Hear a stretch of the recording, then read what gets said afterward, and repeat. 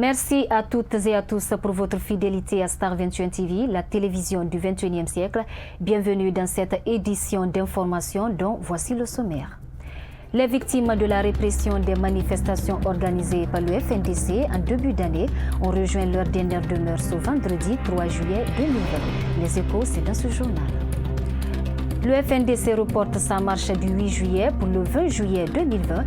La décision a été annoncée à la sortie d'une plénière ce vendredi 3 juillet 2020 au siège du Front national pour la défense de la Constitution.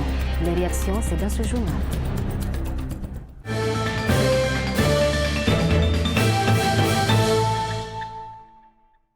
Encore une fois, bonsoir. Merci de nous préférer pour vous informer. Je vous le disais dans la déclaration numéro 118, le FNDC a pris acte de l'interdiction de la marche prévue le 8 juillet 2020. La décision a été annoncée à la sortie d'une plénière ce vendredi 3 juillet 2020 au siège du Front national pour la défense de la Constitution. Au lieu de 8 juillet 2020, désormais la marche pacifique du FNDC est reportée pour le 20 juillet 2020. Une marche pour exiger le départ du président Alpha Condé. C'est un commentaire de Kadiatou Kamara. La décision a été annoncée à la sortie d'une plénière ce vendredi 3 juillet 2020 au siège du Front national pour la défense de la Constitution. Au lieu de 8 juillet 2020, désormais la marche pacifique du FNDC est reportée pour le 20 juillet 2020. Une marche pour exiger le départ du président Alpha Condé. Dans cette déclaration numéro 118, le FNDC a pris acte de l'interdiction de la marche prévue le 8 juillet 2020. Le peuple de Guinée a commencé depuis le 3 avril 2019 une longue marche vers la liberté et la démocratie qui a pris un tournant décisif le lundi 14 octobre 2019. La même déclaration indique que, depuis cette date, une résistance populaire sans précédent contre le coup d'État constitutionnel de M. Alpha Condé et son clan a été déclenchée. Malgré une répression féroce contre le peuple désarmé avec des assassinats, des arrestations arbitraires, des enlèvements massifs et de tortures subies par des citoyens de la part des forces de défense et de sécurité instrumentalisées par un pouvoir criminel aux abois. Malgré cet état de fait ignoble, le peuple de Guinée continue héroïquement de résister sous la conduite du FNDC, poursuit la déclaration. Cette lutte, qui est le fait de tous les Guinéens de l'intérieur et de l'extérieur, a bénéficié d'un élan de solidarité sans précédent des peuples du monde épris de justice et de paix, ainsi que de la communauté internationale qui a refusé de cautionner le simulacre d'élection organisé le 22 mars 2020. Les actions de protestation et de résistance du peuple ont été suspendues en toute responsabilité par le FNDC depuis l'apparition de la pandémie de la COVID-19 pour sauvegarder la santé et la vie des citoyens. Alors que même le pouvoir en place, par cynisme, multipliait les actes favorisant la propagation des contaminations, cela dans le seul but de rendre irréversible son projet de coup d'État constitutionnel. Dès lors, il apparaissait clairement que M. Alpha Condé et son entourage, au lieu de faire de la lutte contre la pandémie une priorité, ils en ont fait une opportunité politique pour dérouler leur agenda politique caché.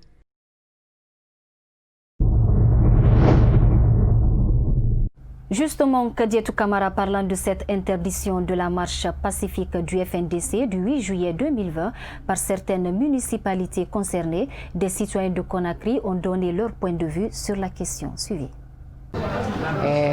L'État doit prendre toutes les mesures, c'est-à-dire non seulement, parce que nous sommes dans un pays de droit, et aussi c'est leur droit aussi de se manifester.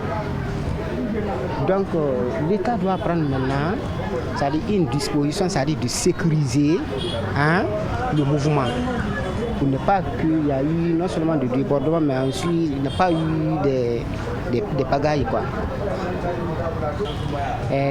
Je dirais tout simplement, c'est-à-dire à FNDC, c'est-à-dire de trouver une solution avec le gouvernement. Pourquoi ça? Parce que à chaque fois que FNDC sort, il y aura toujours des pagailles. Donc, pagaille ne peut pas résoudre un problème dans un pays. Le gars ne peut pas résoudre un problème dans un pays. Donc, il faut que vraiment, c'est-à-dire les dirigeants du FNDC et le gouvernement s'entendent vraiment à trouver une solution dans l'amiable pour qu'on puisse sortir dans cette difficulté. Il faut changer la constitution. Le FNDC, ils doivent se retrouver, on change la constitution, on élit désormais le président et le vice-président pour en finir avec l'ethnostratégie, le communautarisme. Les députés doivent être des députés indépendants pour ne pas qu'ils relèvent des partis. Parce que lorsque les députés doivent être présentés par les partis, on ne tiendra plus compte, n'est-ce pas, de la qualité des personnes qui vont répondre à ces critères. On tiendra compte de la médiocrité et c'est ce qui a retardé ce pays jusqu'à nos jours.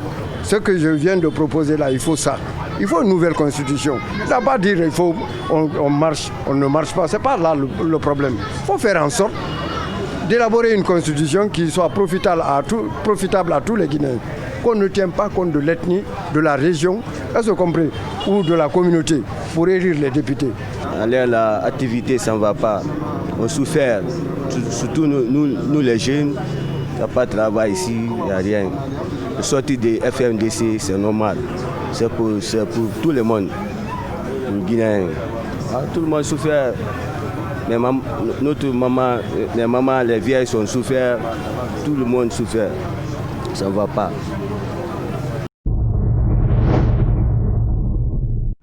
Les victimes de la répression des manifestations organisées par le FNDC en début d'année ont rejoint leur dernière demeure ce vendredi 3 juillet 2020. Des funérailles ont été organisées par le Front national pour la défense de la Constitution pour leur rendre un dernier hommage avant leur inhumation au cimetière de Bambeto. Notre équipe de reportage était sur les pas du cortège. C'est un reportage de Jeannette Akou-Aboudré et Ibrahima Païkamara. La tristesse, l'indignation, les larmes aux yeux sont entre autres ce qu'on pouvait lire sur les visages des parents, amis, leaders du FNDC à l'occasion de cette cérémonie d'hommage en la mémoire des 8 jeunes tués il y a quelques mois. D'entrée, le coordinateur national du FNDC présente les condoléances les plus émues aux 8 familles pleurées. Mesdames et messieurs, les représentants des familles endeuillées et sympathisants du FNDC, ces jeunes sont notre motif de fierté. Ces adolescents doivent être nos modèles. Nous voudrions leur rendre hommage et prier pour le repos de leur âme et à tous ces martyrs. Encore une fois, nos condoléances. Est-ce que ces corps, en finalité, appartiennent à des familles et que ces familles sachent que nous ne lâcherons jamais la raison pour laquelle ces enfants ont été lâchement abattus. Je vous remercie. Au cours de cette cérémonie, plusieurs prières ont été formulées pour le repos des âmes des victimes. Certains leaders politiques ont pris également part à cette cérémonie. C'est triste, nous partageons leur douleur. Rien ne sera ménagé pour qu'il y ait la justice dans ces crimes. L'absence de justice constitue l'autre second crime. Parce qu'on peut mourir, mais que l'État, qui a la responsabilité d'assurer la sécurité des citoyens et de leur garantir la justice, semble plutôt se réjouir et commettre un troisième crime en confisquant les corps, en refusant de rendre ces corps à leur famille. Vraiment, il faut que tous nous déplorions cette situation, cette irresponsabilité, ces crimes que l'État est en train de commettre dans notre pays. Ces derniers temps, l'État guinéen s'est illustré dans des exactions contre sa propre population, une attitude que déplore Baouri. C'est un message de réconfort. Je sais que les mots ne permettront pas d'effacer leur douleur, mais je dis tôt ou tard, la justice sera rendue. La justice sur le plan pénal la justice aussi de réparation et de compensation vis-à-vis de toutes ces victimes qui ont perdu les leurs depuis des années et des années sans que personne ne puisse mettre cela en exergue. Les 8 jeunes tués ont été inhumés ce vendredi 3 juillet 2020 après la prière de 14 heures au cimetière de Bambeto.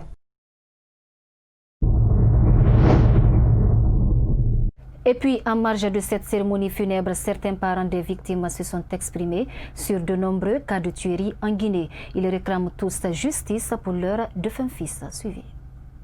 Hafizou Diallo est mon fils. Il est né le 9 janvier 1994. Personne ne peut se réjouir d'un décès. Cependant, je ne pensais pas retrouver le corps de mon fils. Alors, je remercie Dieu. Je pardonne mon enfant et je prie Dieu d'avoir pitié de son âme. Je suis le grand frère de Mamadou Hafizou Diallo, son cousin. Il a été tiré à Nyariwada. Ils sont venus nous informer. Soudain, nous sommes sortis de la maison, prendre le corps. Mais le corps était quelque part là où on ne voulait pas. Après, maintenant, vers les 15 heures, on a pris le corps, on a amené à Ignasdine. Nous réclamons la justice.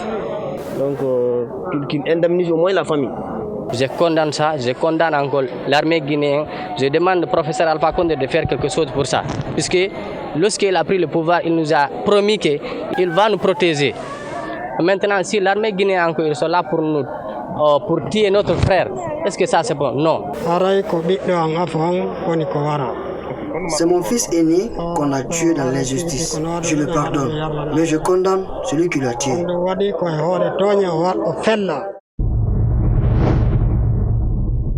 Des ressortissants guinéens vivant à Dakar ont pris d'assaut l'ambassade de la Guinée au Sénégal mardi 30 juin 2020. Une occasion pour ces Guinéens désespérés d'interpeller une nouvelle fois les autorités guinéennes sur leur situation. C'est un reportage de Ibrahima Soribari.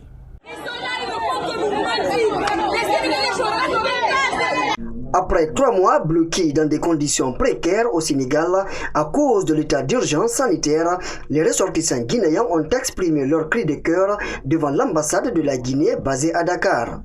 Ces femmes commerçantes et des jeunes étudiants dénoncent l'impuissance de l'état guinéen de les aider à regagner la Guinée. Je voudrais rentrer il y a pour 3 mois maintenant, mais je suis bloqué ici à travers cette crise sanitaire que nous connaissons tous. Mais il se trouve que nous avons fait trop de démarches auprès de notre ambassade ici. Chaque fois, c'est le même mot, on nous appelle. On nous appelle plus de 6 fois, 5 fois pour assurer vous allez bouger bientôt, vous allez faire ceci. On nous demande le numéro de nos passeports, le numéro de la Guinée, le numéro du Spandon, tout. Donc, finalement, on a fini par comprendre que c'est de la manipulation. D'autres pays ont apporté du soutien au plus vite à leurs compatriotes. Cet étudiant dénonce les démarches entreprises par le ministère des Affaires étrangères guinéennes qui ne portent fruit du moins pour le moment. On a même appris à travers des gens au ministère des Affaires étrangères en Guinée, ils sont au courant que soi-disant qu'il y a plus de Guinéens qui restent ici pour rentrer au pays maintenant. Que tous les Guinéens sont déjà. Mais comment nous allons rentrer chez nous? Comment, par quelle voie? Les frontières sont bloquées. Tous les pays de la sous-région sont venus chercher leurs bases, les Gambiens sont bloqués. Et nous sommes là bloqués ici. On n'a plus de quoi. Comment vivre? Les loyers, il faut payer, de manger. Mais comment vivre? On n'a plus de revenus. On a fait combien de temps ici maintenant? Juste pour faire le Sénégal ici. Même, on n'a pas besoin de faire tout ça. On a juste besoin de rentrer au pays chez nous. Le 11 juin dernier, le chef de l'État, Alpha Condé, a donné des instructions au ministère concerné de mettre en œuvre un programme de rapatriement des Guinéens bloqués à l'extérieur du pays. Mais pour ceux de Dakar, cette mesure tarde encore à voir le jour. En Guinée, le viol sur mineurs devient de plus en plus récurrent.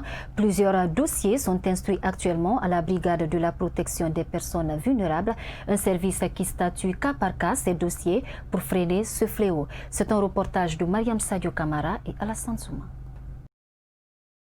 Le viol des filles mineures devient de plus en plus préoccupant en Guinée. Pour combattre ce fléau, des organisations non gouvernementales s'activent sur le terrain pour venir au secours des femmes victimes de viols. De quoi irriter cette activiste de la société civile guinéenne. Ça me fait mal au cœur. Parce que vu la récurrence la recrudescence des viols sur mineurs, au vu de tous, et personne, je ne sais pas, ne fait pas suffisamment d'efforts pour éradiquer ça. Malgré le combat des femmes dans les ONG, malgré le combat que les femmes ont mené pour attirer l'attention des autorités, jusqu'à présent, ce phénomène de viol ne fait que s'augmenter. Franchement, c'est un sujet très délicat aujourd'hui.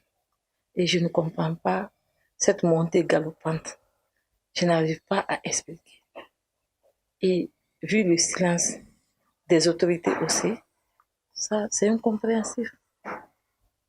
Ok, et selon vous, quels sont les... Selon la brigade de protection des personnes vulnérables, 26 cas de viol ont été enregistrés à Conakry depuis le début de l'année 2020. Des dossiers très complexes que cette direction gère au quotidien avec les tribunaux guinéens. Le viol a toujours existé dans nos sociétés, mais aujourd'hui les gens ont tendance à penser que les viols sont en train de passer à la hausse. Pas que les viols passent à la hausse, mais du fait que c'est dénoncé, du fait que les gens en parlent, du fait qu'il y a la sensibilisation, les gens savent déjà que tel acte, quand on me le fait, c'est un viol, donc je dois aller vers une structure. C'est là où on salue vraiment l'implication des ONG, de la presse et de tous ceux qui sont en train de lutter dans ce domaine.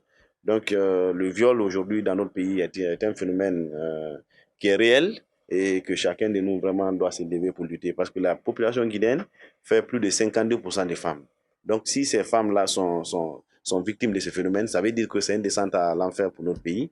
Le code de procédure pénale et le code pénal guinéen répriment le viol en Guinée. Cependant, le viol est un tabou dans certaines familles qui hésitent de déclarer cet acte inhumain et dégradant. Dans le monde, Téhéran fait un geste de bonne volonté en acceptant d'indemniser les familles des victimes étrangères du Boeing ukrainien abattu par erreur par l'Iran en janvier, a annoncé la ministre suédoise des Affaires étrangères. Abdoulaye Cissé, commentaire. Téhéran n'a pas encore confirmé cette nouvelle. Mais selon la ministre suédoise des Affaires étrangères, un accord de principe a été signé pour indemniser les victimes étrangères de l'accident.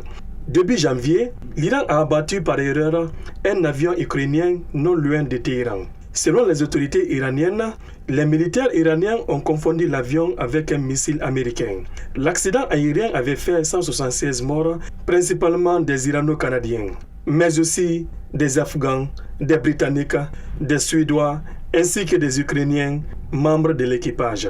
Cependant, les sommes versées pourraient être contestées par les familles des victimes. En effet, l'Iran ne reconnaît pas la double nationalité et Téhéran pourrait décider d'indemniser les Irano-Canadiens selon la loi iranienne.